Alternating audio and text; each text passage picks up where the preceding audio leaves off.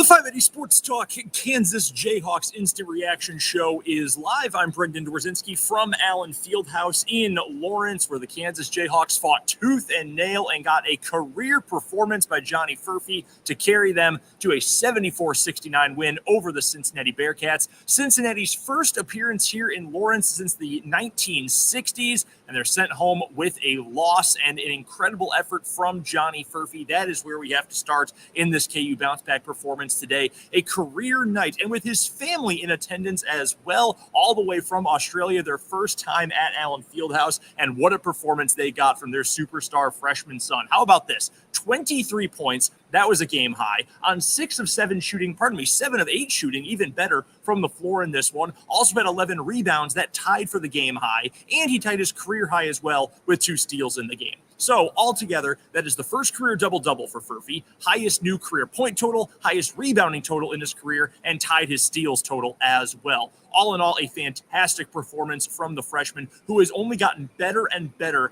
as he has continued to play more consistently in the starting lineup for this group. In fact, over the last 3 games since he was put into the starting lineup full-time, 17 points a game, more than 8 rebounds a contest, and he's shooting better than 52% from the floor as well. He has been absolutely sensational, and KU needed every single one of those points today. The rest of the team for KU combined, when you take out Furphy shooting, 17 out of 44 from the floor in this one. Now, part of that is the fact that Kevin McCullough took 17 shots and he only made 5 of them. But when you have a just decent, okay kind of day from the offense, and you've got Furphy putting up numbers like that, obviously you're going to feel pretty good about yourselves if you're the Kansas Jayhawks. And credit to Cincinnati as well. The Bearcats would not go away in this game, and they've got one of the better defenses in the Big 12 and one of the better defenses in the country. Bearcats came into this contest number 22, according to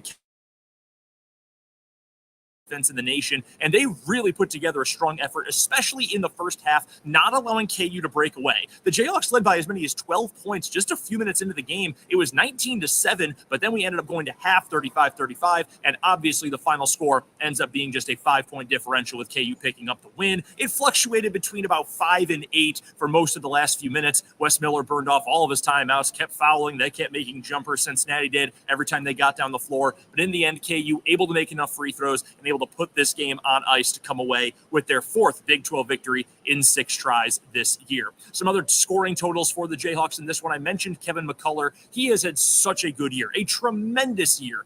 Not his most efficient game on the offensive side. Now, Bill Self said in his post-game radio interview that McCullough is dealing with a bruised knee that's not entirely healed up yet, so he's probably going to get a few days off this week as he tries to rest up going into a massive matchup with Iowa State coming up next weekend in Ames. So today, he scores 20 points. The point total there, fine. 5 rebounds in the game. We heard Bill Self say last season he thinks McCullough is one of the best rebounding guards in the entire country, so that's a good number for him. 5 assists as well, second highest mark of anyone who played in this game, but just 5 of 17 from the floor and 8 of 12 at the free throw line. Obviously, both numbers you would like to see improved upon going forward from McCullough. Hopefully, once he gets that knee fully healed, he'll be back to his normal self and the All-American kind of self he was in the first portion of this season. 2 of the double-figure scorers for KU in this one. KJ Adams had a quiet 11 points. He went 5 of 8 from the floor. And also Hunter Dickinson, he scored 10 points, but all of those came in the first half, and he had just 6 rebounds for the game.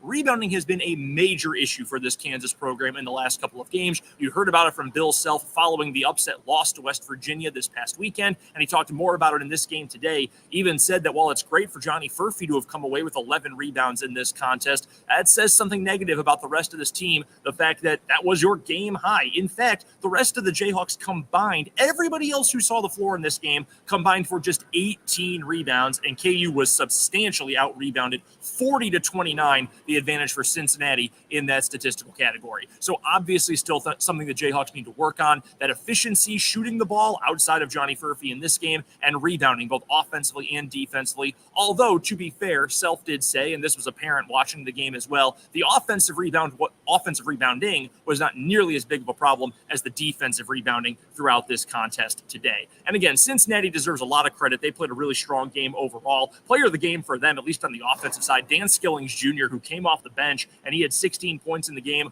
Most of those came in the first half, though. KU did a pretty good job in the second half, slowing down his offensive production. And if we're going to give plaudits to KU for anything they did well on the defensive side of the ball today, it has got to be forcing turnovers and forcing misses from the three-point arc. We'll start with the turnovers. That's the easiest one to deduce here. 16 turnovers committed by Cincinnati in this game. Some of those were unforced, it happens, but also a very impressive effort by KU, putting ball pressure on, forcing bad passes, stealing the ball away. We mentioned the 2 steals for Furphy in this game, 3 as well from McCullough, another 2 in the contest for Marco Jackson coming off the bench. So KU did a good job with ball pressure, forcing bad passes, forcing strips and steals, rips and runs. That was an overall solid performance for KU today, but also the three-point shooting. And while Self said he didn't know that they necessarily did a perfect job, a great job at defending the arc today, you hold your opponents to 3 of 18 from three-point range. That's under 17% from the game. You obviously did something right, along with the fact that, well, your opponents were playing at Allen Fieldhouse, and sometimes you just have a bad night, and Cincinnati has been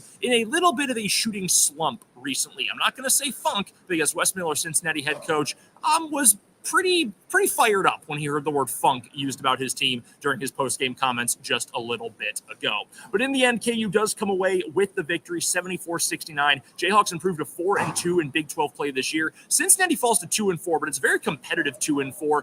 This 5-point deficit, the biggest margin of loss that Cincinnati has had in a Big 12 game so far this year. So that's a team that is on the rise. They've got plenty of talented players, a lot of whom were given accolades and adulation by Bill Self from the Kansas side in post-game, but it wasn't quite enough to take down the Jayhawks in this one today. As I mentioned, another big one for KU coming up this coming weekend, a little extra time to rest with a big Monday game into a Saturday game, but it is always hard to play at Hilton Coliseum, and that is where the Jayhawks are heading, coming up on Saturday for another top 25 matchup when they take on the Iowa State Cyclones. But for tonight, a little time to rest after a big win. KU bounces back from that upset last weekend, knocking off Cincinnati 74-69. We'll be breaking this game down and a whole lot more coming up on 580 Sports Talk tomorrow from 2 until 6 on 580 WIBW and on the 580 Sports Talk YouTube channel as well. But until then, this is Brendan Dzwierzynski saying so long from Allen Fieldhouse and so long from Lawrence. And one more time, so long from a Kansas Jayhawks win over the Cincinnati Bearcats.